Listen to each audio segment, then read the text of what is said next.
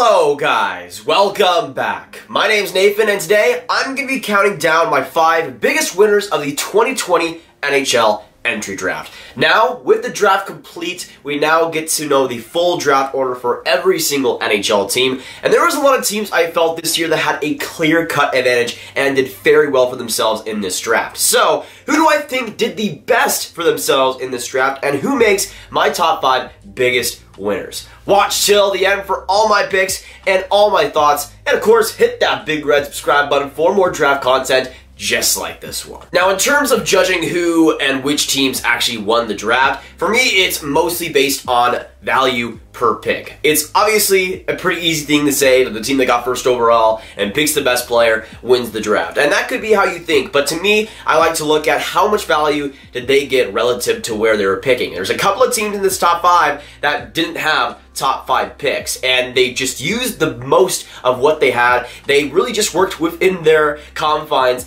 and got some of the best players they could at their selections. So it doesn't have to be a top-end pick plus a few other prospects to win the draft, and there's a couple of very good examples in this draft especially. But to the team I'm going to mention first, by the way, this is kind of in no actual order, just 5 different teams I think that won the draft. First off, the New York Rangers. Obviously, getting Alexis Lafreniere, the first overall pick, was freaking amazing. From then, I think there was a couple of great picks. There was a couple of hit or miss guys, but I still think overall they were one of the winners of this draft. Now, in terms of their draft picks, of course, they end up moving up to 19th overall to select Braden Schneider after the Alexis Lafreniere pick. And I think Schneider's going to be a decent NHL defenseman for them, a 5th or a 4th guy at the most. He brings a solid physical game, but I feel like under pressure he can make it seep in a little bit too much. I think there is work to be done, but I still think he can become a decent guy. The problem is some of the guys they passed up on. I would have loved a Henrik Lapierre or I don't know, like a Noel Gunler, though he ended up dropping into the 2nd round. There was a lot of skilled forwards I think they could have gone with. I don't think they needed to really stretch for a defenseman, especially a guy like Schneider, who they have quite a lot of prospects that are quite similar in their prospect pool already, but I don't think it's the biggest deal in the world, and Braden Schneider is still a pretty solid prospect. Then going into the 2nd round, 60th overall, they ended up jumping up and getting Will Cuylle. Now they traded Elias Andersson to the LA Kings to make this trade happen, and I'm conflicted because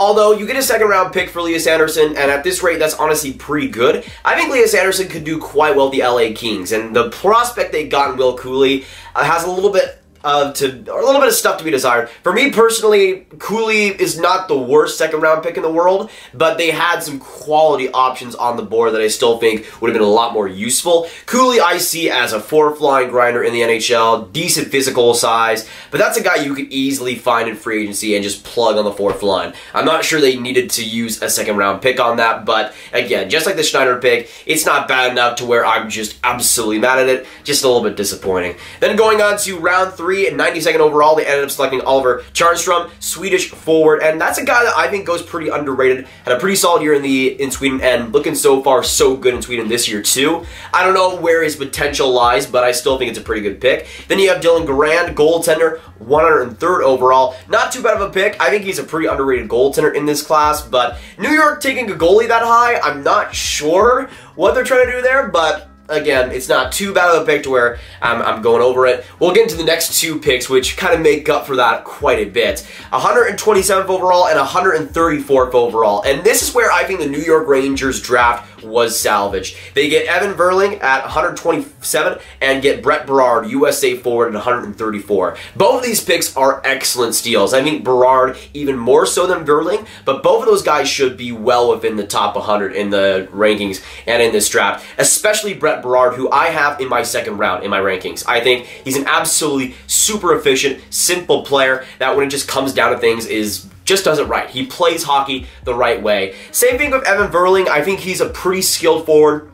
Can provide possibly some chip input and some chip-ins in the bottom 6. I think both of those guys, though, are NHL players, and Brett Berard especially could be pretty solid. So getting that in the 5th round is pretty awesome. They also got a couple others, Matthew Rempe in the 6th round, and so far Hugo Alas, a goaltender, in the 7th. Not much to say about those, but again, when it comes to the Rangers, Lafreniere, Schneider, and then getting Verling and Berard in the 5th round, quite good drafting, I would say, overall. And again, they really didn't even need this draft, and they would still be a top 5 prospect pool. But here they are, adding to it quite well, and looking like one of the best prospect pools and pipelines right now in the National Hockey League. Now going on to my second winner of the 2020 NHL Draft, we go from the team that drafted first to the team that drafted second, and the LA Kings. I think the LA Kings, especially early in this draft, really set themselves up well, and after this could potentially be named the best prospect pool in the NHL. Now they get Quinton Byfield at number 2, excellent pick, should have gone second overall, and I think he'll be an absolute stud for the LA Kings in the future. Being mentored by Anze Kopitar is going to be awesome to watch, and I think he's going to have a great career there.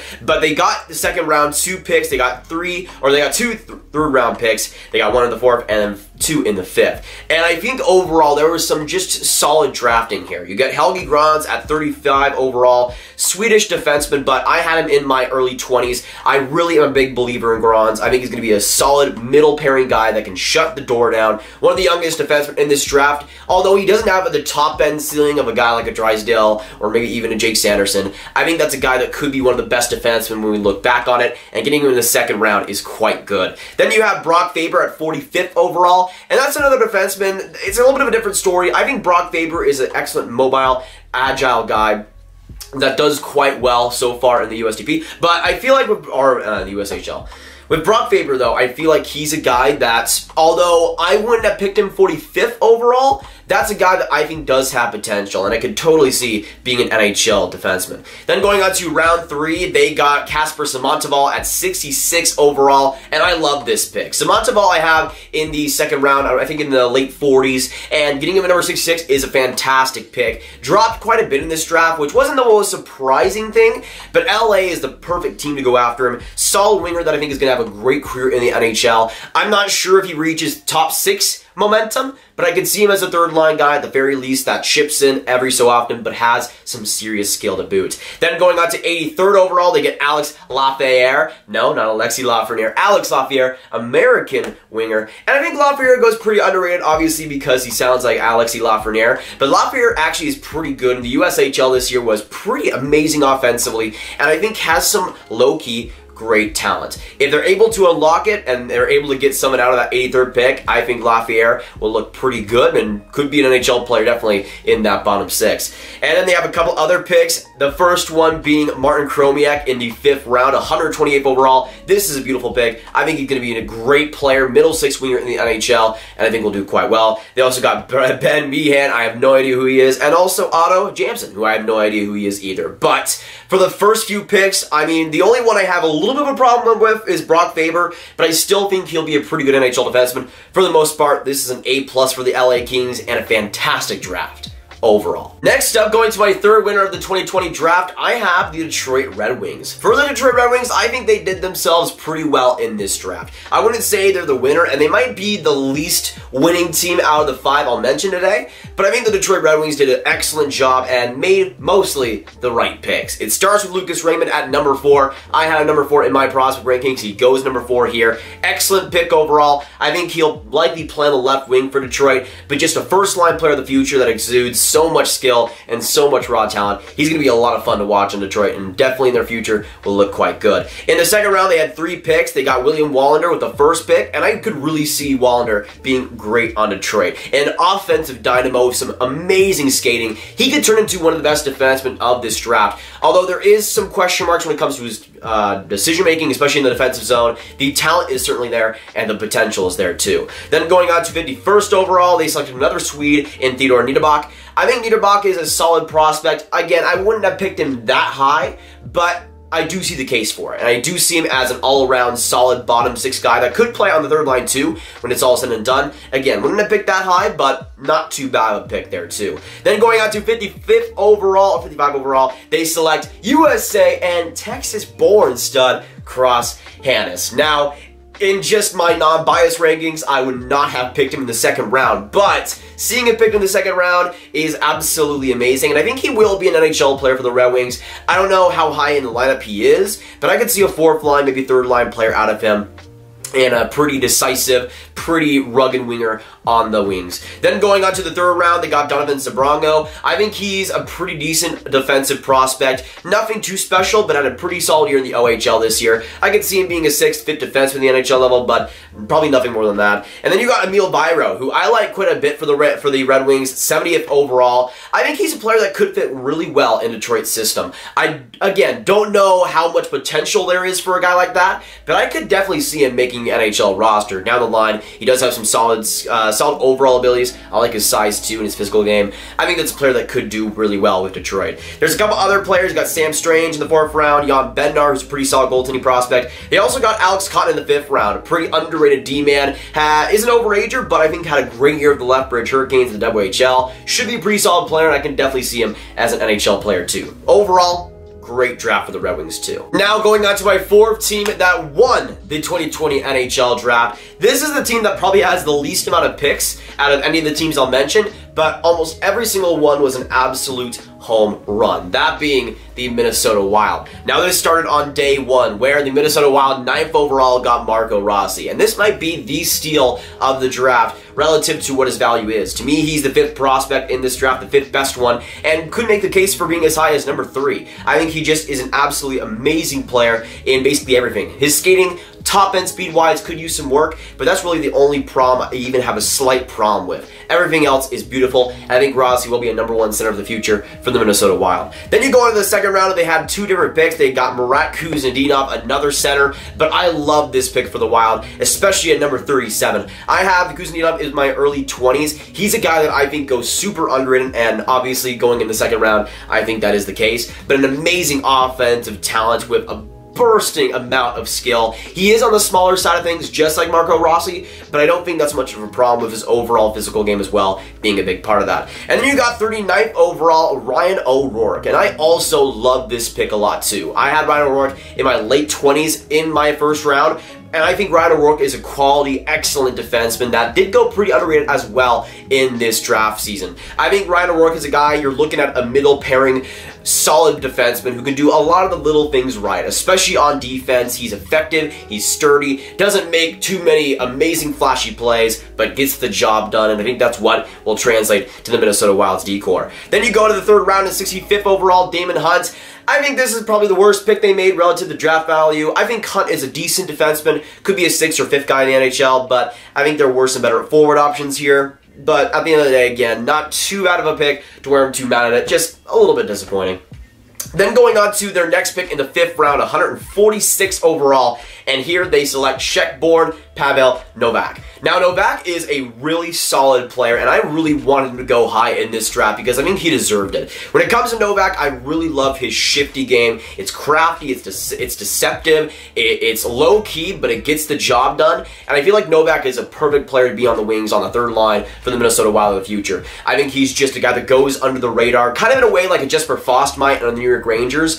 He just gets the job done on the wings, and I think he can just roll out there. So I think for the Minnesota Wild, eventually in due time, when he gets a little bit older, can fit right in that bottom 6 and do quite well for himself. But again, just like the other teams, amazing draft in the Minnesota Wild, and not even that amount of pick, not even a great amount of picks either. They really didn't have too much, but they got the job done in nearly every single one. And Marco Rossi, 9th overall. That is freaking ridiculous. And now going on to my final and 5th team that I think won this 2020 draft. And honestly, I'm gonna say it right now. This team over the past couple seasons might be the best team at drafting in the league. And I don't think it gets nearly enough credit. That team is the Carolina Hurricanes. Holy crap, did they have themselves a draft. First things first, they got Seth Jarvis at 13 overall, which is one heck of a haul for the Canes. I think he's going to be a brilliant player. Offensively, has so much potential on that team. I think he's going to be fantastic. Then we go into the 2nd round where they get Noel Gunler with the 41st overall pick. In my rankings, I have him 11th overall. They get him 30 picks later in the 2nd round. And I think Noel Gunler, just like Seth Jarvis, is going to be an absolute stud on the wings. Both of them are right wingers, but I don't think it matters too much because they're both freaking amazing, so who even cares? We're just, everybody's good on Carolina. And I feel like Noel Gunler, especially with the Canes. I think that's one of the best teams he could have gone to. They obviously have developed Europeans, especially fantastically over the past few seasons, and I think he'll fit right at home on that offense, and especially on that power play. Next up at 53rd overall, they got Vasily Ponomarev. I think with Ponomarev, it's a kind of interesting case.